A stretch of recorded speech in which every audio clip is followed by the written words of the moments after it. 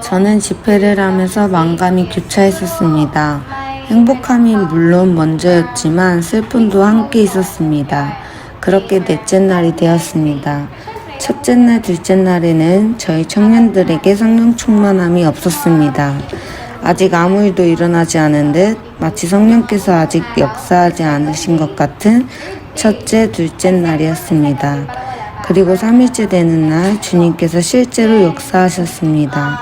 그래서 하나의 성도님은 기도를 시작하기 전에 기도받고 싶은 젊은이나 어린이들은 앞으로 나오라고 말했습니다.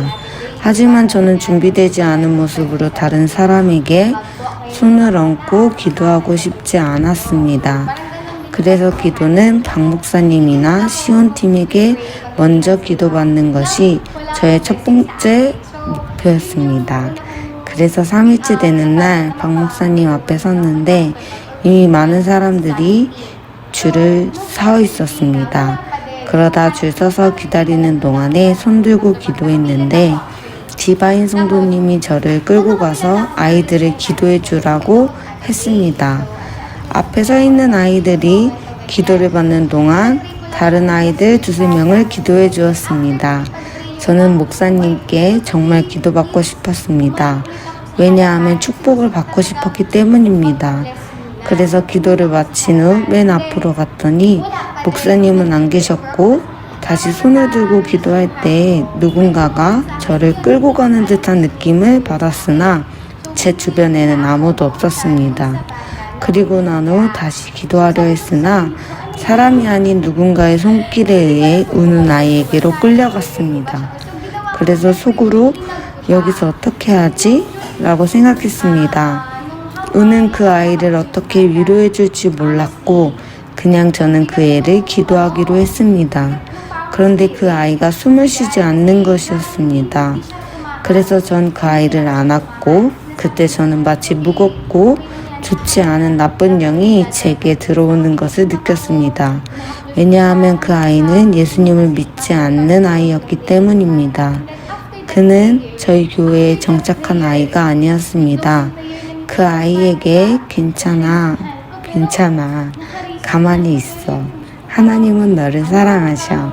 하나님은 너를 사랑하신단다 라고 말해줬습니다. 그리고 난 후 눈을 감고 사모하는 마음으로 박 목사님께서 그 아이를 위해 기도해 주셨고 아이의 기도와 폐회 기도를 마쳤습니다. 그리고 난 뒤 마음의 무거운 덩어리에 부딪힌 것 같았습니다.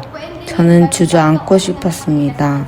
너무 힘들어서 주님 이게 무슨 일입니까? 저는 너무 지쳤습니다. 라고 예수님께 말했습니다. 그리고 박 목사님 축도가 마친 후에 저는 뒤로 넘어질 것만 같았지만 넘어지지 않기 위해서 계속 뒷걸음질 쳤습니다. 그러다가 뒤에 있는 의자에 앉았습니다. 그러고 나서 로파가 저를 처음 보고 괜찮냐고 물어봤고 저는 괜찮다고 대답했습니다. 사실 저는 누군가에게 이 일을 말하고 싶지 않았습니다. 제게 의지가 있었고 괜찮은 척 할 수 있었습니다. 그래서 로파 자매는 제가 숨쉬기 힘들었던 것과 무슨 일이 일어났었는지 전혀 알지 못했습니다. 저는 계속 기도를 하고 있었습니다. 그리고 기도를 하는 동안에 저는 하나님의 목소리를 들을 수 있었습니다. 눈을 감았을 때 정말 눈부신 빛을 띠고 계시는 분이 마치 저를 반겨주시는 하나님이신 것 같았고 저는 그저 하나님께 주님 저는 너무 힘이 듭니다. 왜냐하면 그 귀신과 싸우는 그 시간 동안에 제게 무겁게 왔던 영이 귀신의 영인지 알지 못했기 때문입니다. 그리고 그것은 제가 그 집회하는 동안 배웠던 교훈입니다. 우리는 누군가를 기도하기 원하지만 기도로 준비가 되어 있지 않았었습니다. 그러니 저희는 하지 말았어야 했습니다. 시온팀들은 기도를 얼마나 준비했는지 저는 알고 있었습니다.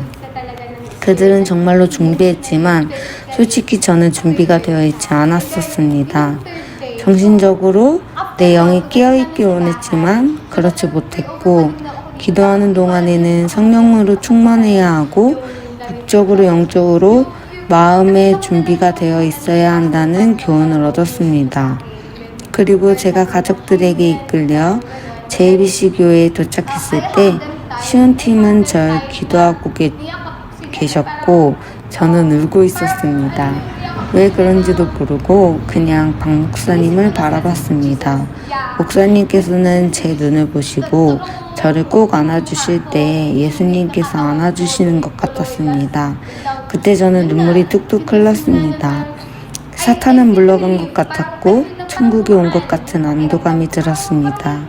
그때 저는 주님께 제가 한 잘못들에 대해 회개했습니다. 제가 지도자로서 마음의 죄책감이 들 행동이나 증오심을 품고 서 있었다면 용서해 주세요. 그 후 우리는 집으로 돌아가서 잠들기 전에 저희 가족들은 저를 위해 기도해 줬습니다. 그리고 다음날 가족들이 저에게 제가 가장 좋아했던 강아지 밤비가 죽을 만한 곳이 아닌 곳에서 죽었다고 말했습니다. 저는 그때 즉시 군대 귀신들이 돼지에게로 들어가 뛰어내려 죽었던 성경 구절을 기억했습니다. 그리고 나서 저는 주님께 저를 지도자로 세우셨으니 그에 합당한 저로서 행동할 수 있도록 도와주세요.